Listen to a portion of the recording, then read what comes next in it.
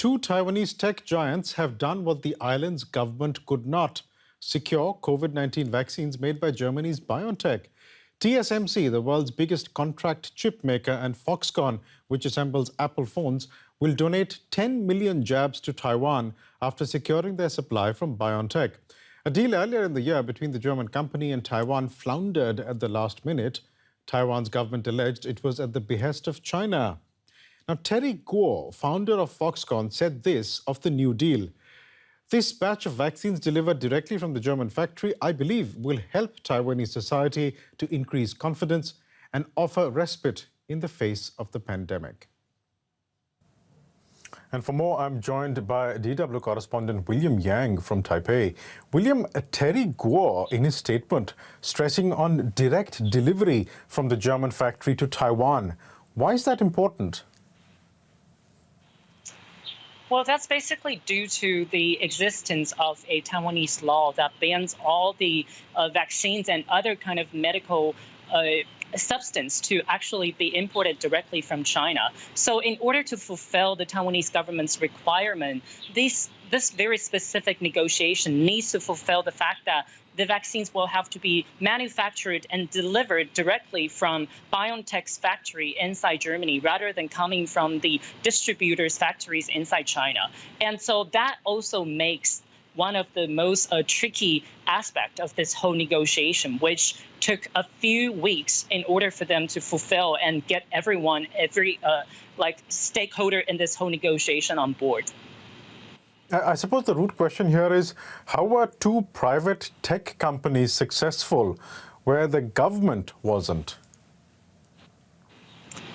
So if we remember, back in January, there was actually a revelation by the Taiwanese government stating that some outside forces obstructed the process of their negotiation with BioNTech directly. Because as we know, most of the negotiation of the vaccine acquisition is actually between the government and the manufacturer themselves. So because of some political interference coming from not directly naming China, the government decided to bring in two of the most high-profile international companies coming from Taiwan to represent the government to directly deal with both the Chinese distributor, but at the same time, the German manufacturer. And because of the status of one of the particular company, TSMC, which is one of the biggest chip makers around the world, this whole negotiation immediately gained the interest of the entire world. And that also put a lot of, I think, pressure on the German government to get also involved and ensure that this whole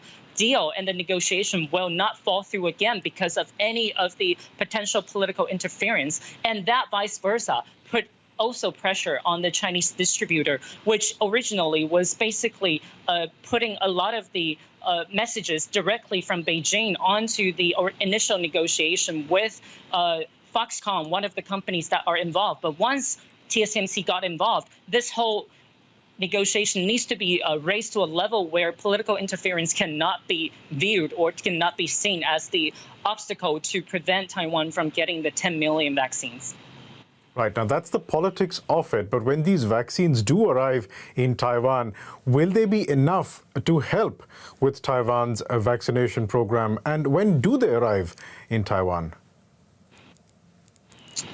Yeah, so far, the media and also the experts are expecting, government officials are expecting this batch of the vaccines to start arriving maybe in early September. And there are also planned arrival of more AstraZeneca vaccines from Japan and also Taiwan's own order, and also more Moderna vaccines that is based on Taiwan's own order. So if we're adding up the 10 million with the couple little millions that are coming in between July and September, that should also increase the overall vaccination rate for Taiwan to more than half of the population by the time of this 10 million batches arrive. And that is certainly going to help improve a lot of Taiwan's capability of defending itself against the possible outbreak that is going to happen in the future. And Taiwan is also right now in the process of actually calming down and containing the current outbreak that we're seeing here.